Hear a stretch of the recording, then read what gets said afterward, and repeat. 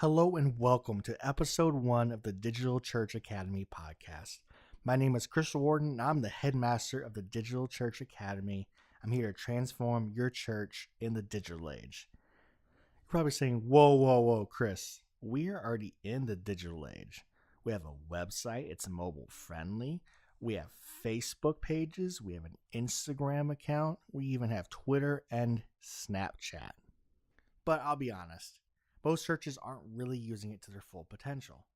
They're just kind of existing in it. It's kind of like churches being late to the mobile website game, churches being late to the website game in general. And now churches are a little bit, they're using Instagram, they're using Facebook, they're using Twitter, but not really using it to its full potential. It's almost like it's an afterthought. I have a car. My car can go decently fast. But say you have a sports car, it can go 200 miles an hour. Just because it can go 200 miles an hour does not mean that you can drive 200 miles an hour on the freeway. Why is that? Because it has all this potential, but there are things blocking it. There's a speed limit, there are other cars. But if you take the car to a racetrack, suddenly you can max it out. You can get its full potential. Now, the difference between the two is putting the car in the correct situation to use its full potential.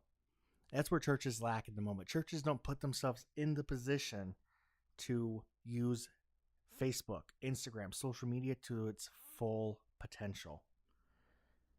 And you see, now churches, you're in it and not of it. Just because you have it doesn't mean you use it or you use it well. And that's a struggle that most churches face. Some churches are rock stars at it. You look at a church like Elevation Church, rocking the social media, the live streaming, the media in general is just so rich, entertaining, and valuable. Then you have a lot of churches that use social media like it's an online bulletin board. And it's really not.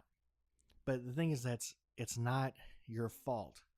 It's not the fault of the church that you're struggling on social media, that you don't know how to necessarily use it, you can't use it to its full potential. Like many businesses or many people, you get so busy working in the business, you're working in the church, making the day-to-day happen in the church, that you don't have time to work on it, to work on new skill sets, to work on new things, to reach new people in new ways. Churches get stuck in a repetition. You have Easter, then there's summer, then there's fall, then there's Christmas. And it's just a cycle over and over again. And it's hard to break out of a pattern and do something new or try something new. And something new is typically scary for churches. You don't know how it will work, how people will react. And a lot of times, because churches are such varying age groups, that it's really hard to navigate the line between new things while honoring old things. See, churches are typically 10 years behind. I'm talking tech, worship, advertising media. I'm not advocating you go all rock and roll, moving lights, haze, LED video walls. I'm not saying you should go out and get a Snapchat right now. What I'm saying is that it's not uncommon for churches to be a little bit later to adopt new things. The problem is that the new things are coming out so fast. You see, what you did in Facebook ads a couple months ago no longer works today. What you did in Instagram a few months ago no longer works today. And the new features, the new abilities of all these platforms are changing so quickly that it's nearly impossible to keep up. The truth is that growth happens typically in spurts. Churches that grow in spurts. You don't just have a constant, like every moment, every time, just growing. It's you grow and then you fill in and then you grow and then you fill in. So I'm saying rip off the Band-Aid. Make a stellar leap in what you're doing in social media. Take it to the next level. And to reach that next generation, you really have to reach them where they are. And that's a goal of so many churches. You look at a church that's getting a little bit older. Your congregation is starting to get a little on the older side. Kids aren't coming as much. You have that age gap between kids when they're in high school and kids when they come back when they get married, those 20s. And that's the primary age group that's all over social media. That's the primary age group that's using their phones all the time, that's making these rich connections, that's using the apps, that no longer has these necessary connections of person to person in the traditional way, but making connections online and willingness to spend time online and communicate online. To reach people where they are, you have to go to where they are. It's like reaching a homeless person. Where do you find a homeless person? You can find them in the streets, in a city, in a mission. You want to reach that person, you want to help them, you have to go find them, go to where they are and help them. Well, if you want to reach next generation, you have to go to where they are. You have to meet them on Facebook, on Instagram, on Snapchat, on whatever the next thing is. You have to be willing to step out of our comfort zone, out of your comfort zone as a church, and try something new, try something different, try and reach people in a new and different way. You see, the message doesn't change, only the method we deliver it. What I mean by that is that Jesus is still the message, whether you deliver it from the pulpit or in a piece of print media, whether you deliver it on Instagram in a picture, on Facebook with a video. It's still the same message, but the method we use to deliver it changes. The method used 20 years ago would not work the same way. The method used 100 years ago would not work the same way today. Methods are about the moment in time. The message stays the same, but the method must change with the time. And if you're a church and your church is aging, if your church is growing older, it's not a bad thing.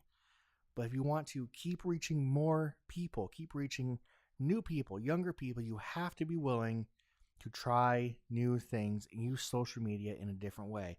Not as a digital bulletin board, not as just a way to kind of post, we have classes, here's our event, but actually engaging, communicating, being social, creating community online with the next generation.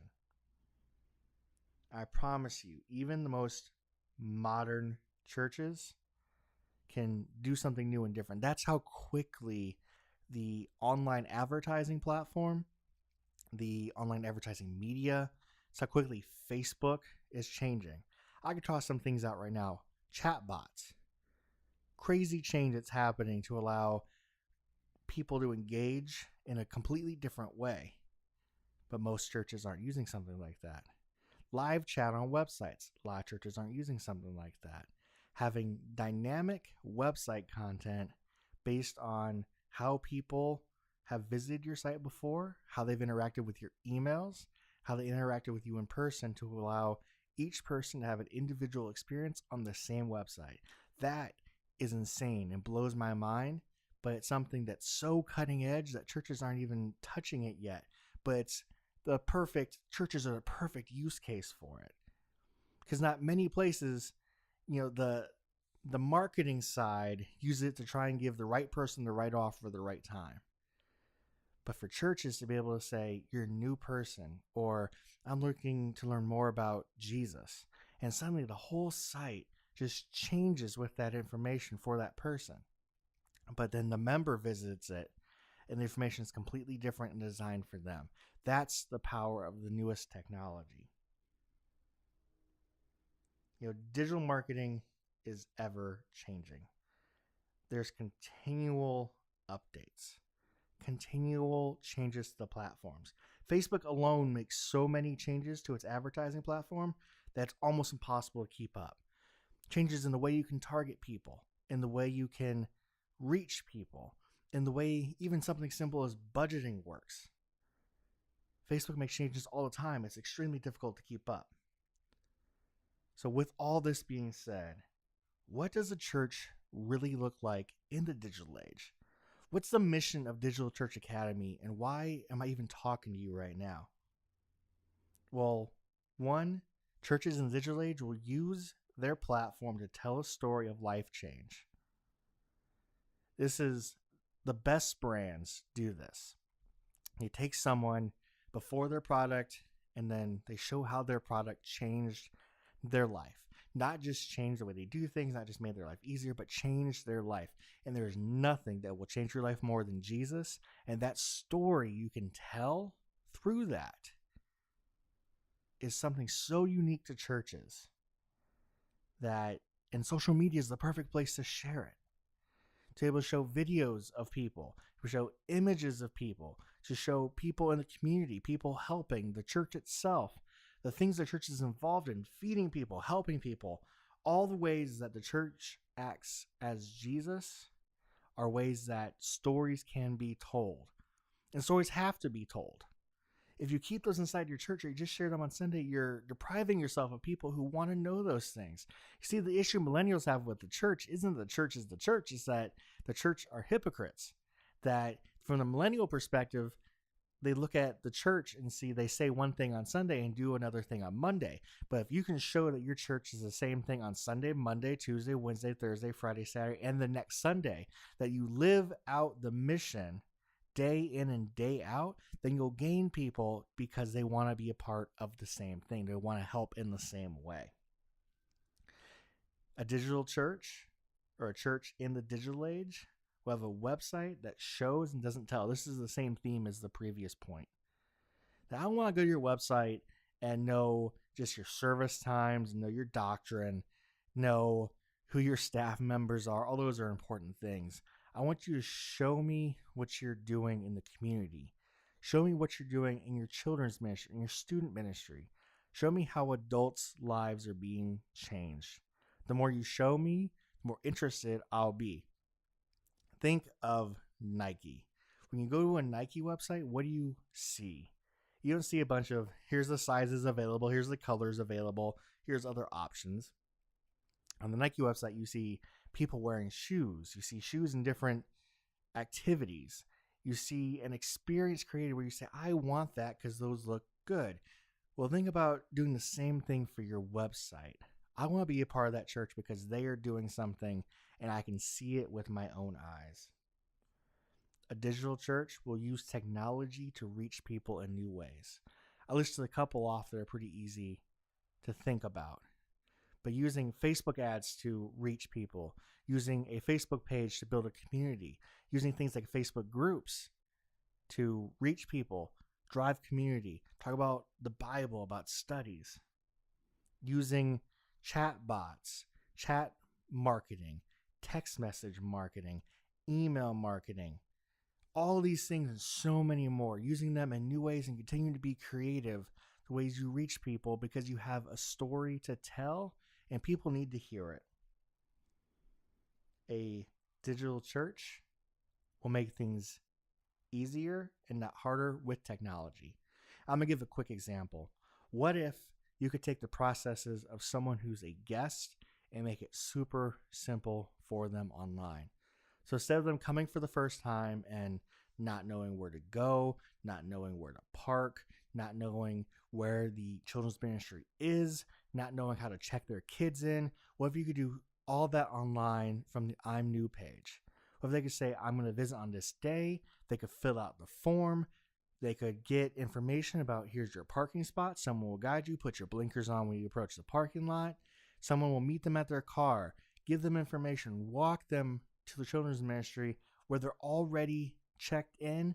Just give the kids badges, they get the card, and it's a whole different experience for someone. And someone coming onto a church property, not knowing where to park, not knowing because they're first time guests, they get to park up front, not knowing where to go, no one meeting them, having to sign up a kid for the first time, so much more complicated. Use technology to make things easier and not harder. Next point, I want you to market like a church in this century. I'm not saying you have to throw away print material. What I am saying is that you look at the things that other companies are doing, that companies that sell products are doing, and you do similar things. Meaning if billboards aren't working, if TV commercials aren't working, why don't you try Facebook ads? Why don't you try Instagram ads? Why don't you try Twitter ads? Why don't you try new ways to reach new people that are not the same ways you've been doing it for years and years and years? If you put an ad in a newspaper and you're spending $1,000, $2,000, $500 for something such as an Easter ad, why don't you put the same amount of money into a Facebook ad and see the results come in? Because you can reach way more people on Facebook for that amount of money than you can in a newspaper, and actually be able to track how they do and retarget them based on how they interact with your ad. This is going to be a tough one, but you have to swap tradition for actionable progress. This means that the saying of, well, this is how we did it last time, can't apply. You have to approach each thing, each event in the church, each moment, each way you interact with people, and approach it from a new perspective so you can make actual progress. It may not be easy to rip the Band-Aid and go from, never touching Facebook ads to then launching a whole bunch of Facebook ads for things. But if you can take steps, maybe you should advertise for VBS on Facebook. Maybe you can advertise Easter on Facebook. Maybe you can advertise just a general branding campaign. This is our church and this is what we're about on Facebook. There are ways you can make steps to do something new without giving up the traditions, but you need to make actionable progress. Take baby steps. Start with something small, try it. As you do it, do more. But don't get stuck in the tradition of, because we did it this way last time, we're going to do it this way every time. Then I want churches to get creative and think outside the box. And that's such a marketer saying, you need to think outside the box. What box am I in? Well, I want you to think in the church world, your box is tradition. Your box is the way you've always done things. Your box is the usual way of doing things.